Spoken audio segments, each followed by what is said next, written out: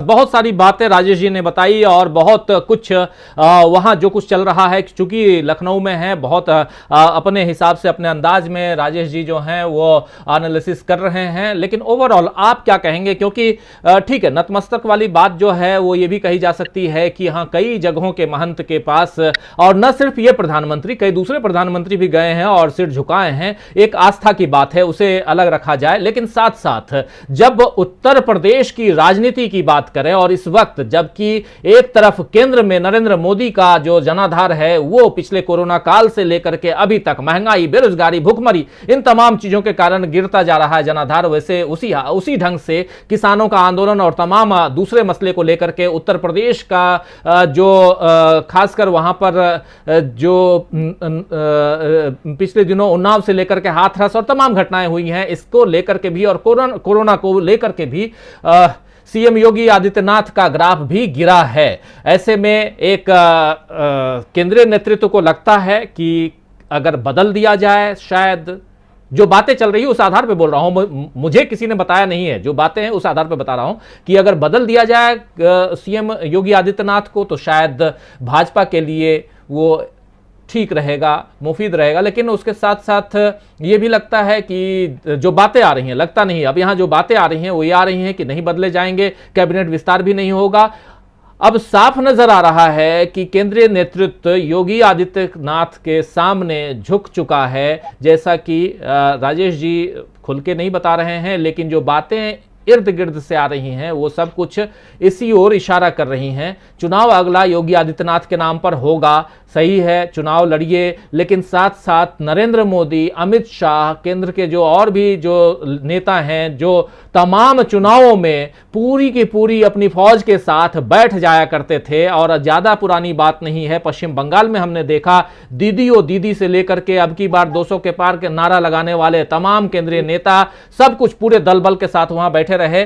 तो अगर दोनों के बीच में, यानी योगी आदित्यनाथ और प्रधानमंत्री नरेंद्र मोदी के बीच में कोई खींचतान है, तो शायद पश्चिम बंगाल वाली स्थिति हमें देखने को नहीं मिलेगी। और दूसरी बात, अगर ऐसी स्थिति है तो फिर बीजेपी के आला कमान क्यों चाहेंगे कि वहां योगी आदित्यनाथ के नाम पर चुनाव लड़ा जाए और वो भी जीत लिया जाए? क्या कहेंगे आवेश जी? देखिए, दो बातें बहुत साफ दिखाई दे रही हैं और हमारे अपने सोर्सेज भी कह रहे हैं, और ये बात बिल्कुल स्पष्ट है कि कैबिनेट का एक्सपेंशन होने जा रहा है उत्तर प्रदेश में, और इस बात की बहुत संभावना है कि ये काम परसों हो जाएगा। तो ये एकदम तय जानिए कि कैबिनेट का एक्सपेंशन होगा। जहां तक अरविंद कुमार शर्मा अपने 2 साल की सेवा छोड़ करके आए हैं, योगी आदित्यनाथ ने उस व्यक्ति को, जो कि 20 साल से ज्यादा समय तक नरेंद्र मोदी की परछाई की तरह रहा उनके साथ, न केवल गुजरात में रहा, लेकिन जब वो दिल्ली में प्रधानमंत्री बने तब पर भी रहा, वो अरविंद शर्मा, जो इतना इंपॉर्टेंट है प्रधानमंत्री मोदी के लिए कि प्रधानमंत्री मोदी शपथ लेते हैं, उसके अगले दिन फोन करके कहते हैं कि अरविंद तुमको यहाँ आना है। और अरविंद शर्मा 28 मई को 2014 में पहुंच जाते हैं दिल्ली और ज्वाइंट सेक्रेटरी बन जाते हैं। और जिस प्रोग्राम को, जिन योजनाओं को लागू करना चाहते हैं प्रधानमंत्री मोदी, वो सारी योजनाएं अरविंद शर्मा के संरक्षण में ही संपादित होती हैं। उत्तर प्रदेश में भी जो अरविंद शर्मा को बनारस में सेंटर्ड करके रखा गया, उसकी बड़ी वजह ये थी कि वो प्रधानमंत्री मोदी की अपनी कंस्टिट्यूएंसी थी। न केवल बनारस, पूरे बनारस मंडल में उन्होंने अलग अलग जिलों में कोविड के प्रबंधन को लेकर के जो योजना बनाई, उसकी योगी आदित्यनाथ भी मिसाल देते हैं। लेकिन ये बात सच है कि योगी आदित्यनाथ उनको तनिक भी पसंद नहीं करते। दूसरी चीज ये है कि जहां तक योगी और आरएसएस के संबंधों का सवाल है, मैं पहले भी कहता रहा हूं कि देखिए, योगी आदित्यनाथ ने हमेशा, आज नहीं पहले से, यह बता दिया कि वो न सिर्फ प्रधानमंत्री मोदी से बल्कि आरएसएस से, भाजपा के संगठन से, इन सबसे एक डिस्टेंस बनाकर रखते हैं। उनके लिए उनका महत्वपूर्ण जो है वो मठ है, उनका संप्रदाय है। ये बात बार बार दिखती भी रही है। भाजपा के साथ जो उनके रिलेशनशिप है, वह वैसे रिलेशनशिप है जो एक बाहुबली के दूसरे बाहुबली के साथ होते हैं। जब एक ताकतवर व्यक्ति दूसरे ताकतवर व्यक्ति से मिलता है, एक पहलवान दूसरे पहलवान से मिलता है, ये ऐसा रिलेशनशिप है। बस एक बात साथ है कि वो दोनों पहलवान साथ नजर आते हैं। तो एक बात बिल्कुल स्पष्ट है, आपको बताऊं कि दत्तात्रेय हंसबोले बिना मुलाकात के चले गए, और तमाम भाजपा के संगठन के लोग, केंद्र से जो लोग भेजे, प्रधानमंत्री के अपने मैसेंजर्स, गवर्नर तक, ये के सारे लोग योगी की हठधर्मिता की वजह से नाराज रहे। और इस नाराजगी की एक बड़ी वजह यह थी कि कोविड प्रबंधन कायदे से नहीं हुआ, पहली चीज। दूसरी चीज ये कि अरविंद शर्मा को ला के, भाई अरविंद शर्मा केवल एमएलसी बनने तो यहाँ आए नहीं थे कि एक एमएलसी, भाई उतना बड़ा आदमी केवल एमएलसी बनने तो उत्तर प्रदेश में आएगा नहीं। तो उनको लगातार अरविंद ने अपने हठ की वजह से उनको अलग रखा, योगी आदित्यनाथ ने अरविंद जी को अलग रखा, तो उसका वो भी एक बड़ी वजह थी। अब एक बात, इस बात को देख लेना चाहिए और सब समझना भी चाहिए कि उत्तर प्रदेश में योगी आदित्यनाथ के अलावा इतना वक्त कम है कि कोई विकल्प दूसरा चुना भी नहीं, असंभव है बीजेपी के लिए।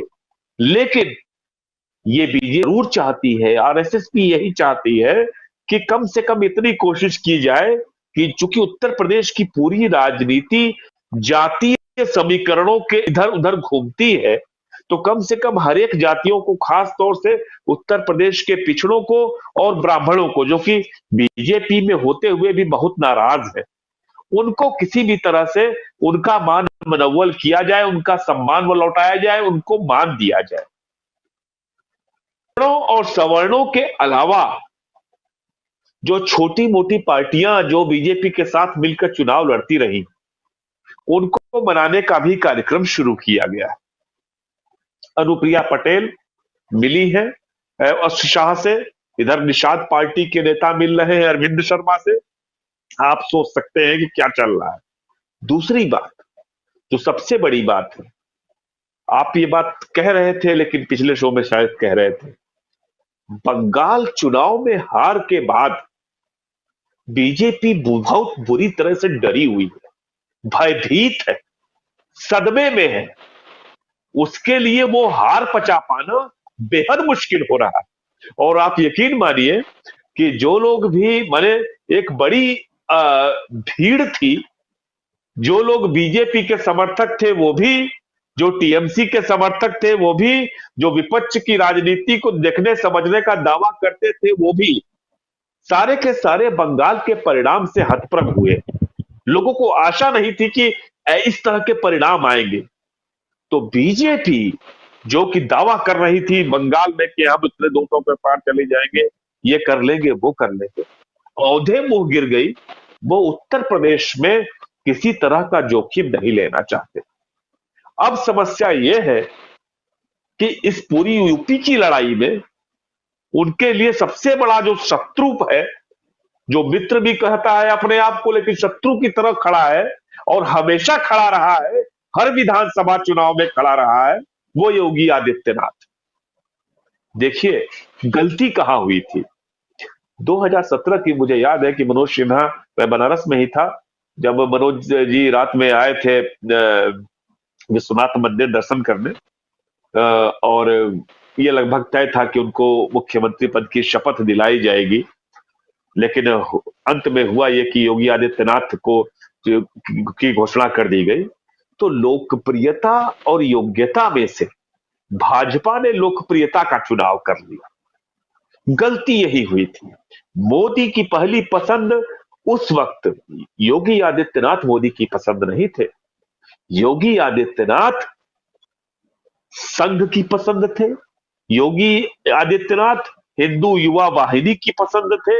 योगी आदित्यनाथ उत्तर प्रदेश में भाजपा समर्थक जनता के प्रतिनिधि थे। लेकिन वो मोदी के पसंद नहीं थे, वो अमित शाह के पसंद नहीं थे। उनको मुख्यमंत्री पद की शपथ दिला दी गई। मुझे याद है कि मनोज सिन्हा जी के साथ मैं आ रहा था एयरपोर्ट से, मैं और मनोज सिन्हा साथ में थे। तो हमने इस शपथ लेने के कुछ दिनों बाद की बात है, तो हमने मनोज जी से पूछा कि मनोज जी एक बात सही से बताइए कि आपको क्या नाम है कि मुख्यमंत्री बनाने की जो बात है वो सही थी कि नहीं थी, आप हमको, क्योंकि उस समय बात भी आपसे नहीं हो पाई थी। तो उन्होंने साफ बड़े बुझे मन से कहा, ये बात मैं आज कह रहा हूँ, और उन्होंने कहा कि देखिए, हमें जब कहा गया कि आप पहुंचिए लखनऊ, और तो मैं आया जरूर, मैंने जाकर के दर्शन भी किया, लेकिन मेरे मन में एक संदेह लगातार था कि भाजपा का कोई ठिकाना नहीं है। जो बात उन्होंने ऑफ द रिकॉर्ड कही थी, उन्होंने कहा कि भाजपा का, मैंने कहा कि सीनियर्स की कोई का ठिकाना नहीं है कि कब मन बदल दे। मैंने अपने आप को इसके लिए तैयार कर रखा था, और यहां तक कि ये भी कहा कि आरएसएस के कुछ लोगों ने मुझसे ये भी कहा भी था कि आप हर तरह के उसके लिए तैयार रहिएगा, कि कुछ भी एडवेंचरस भी हो सकता है, लेकिन जो भी होगा पार्टी के हित में होगा। तो पार्टी का जो ये हित लोकप्रियता में ढूंढने लगी बीजेपी, उसका खामियाजा अब तक भुगत रही है। और फिर कहते हैं भाजपा फंस गई, भाजपा बुरी तरह से फंस गई है। यह गलतफहमी अंत तक नहीं रखनी चाहिए कि योगी आदित्यनाथ डर करके, भयभीत होकर के दिल्ली गए। बिल्कुल नहीं, वो न डर के दिल्ली गए हैं, न भयभीत होकर के गए। यह जरूर है कि कुछ लोग जिनको वो थोड़ा मान करते हैं, जिनका वो थोड़ा सम्मान करते हैं, जिनमें कुछ लोग संघ के हैं, कुछ लोग भाजपा के हैं, कुछ नौकरशाह भी है। यह बात बहुत नोटेड है, इस बात को जानना चाहिए कि कुछ नौकरशाह, कुछ संघ के लोग, कुछ भाजपा के लोगों ने उनको जब कहा है, तब वो जाकर के दिल्ली गए हैं कि चलो ये जो बर्फ पड़ी है रिश्तों में उसको थोड़ा सा पिघले, और हम लोगों के कम से कम गाड़ी आगे बढ़े, उत्तर प्रदेश की चुनाव में जाना है।